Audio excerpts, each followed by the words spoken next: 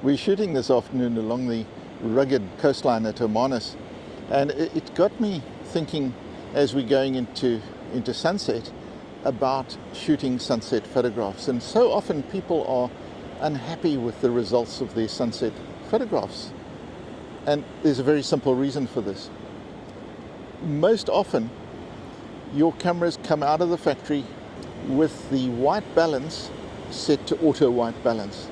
And that gives you quite neutral color tones through the image. And that's all well and good. However, if you're wanting rich, warm sunset colors to come through, or those lovely cool blues in the evening, then auto white balance is not for you, because what it's going to do is going to neutralize those colors and give you a rather insipid sunset.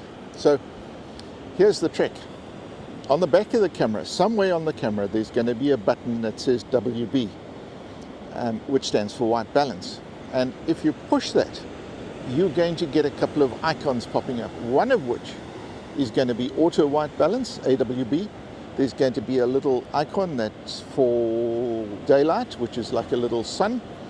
There's going to be another one which is a little cloud, and that's for shooting in cloud conditions. But there's a fourth one for shady conditions, and that icon is like a little, very simple little house, and next to it the shade slanting down from the side.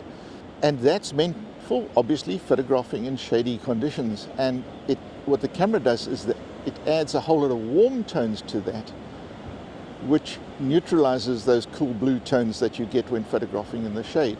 Now, the trick is hit the white balance control, move the camera off auto white balance onto shade, and you'll be amazed at the results.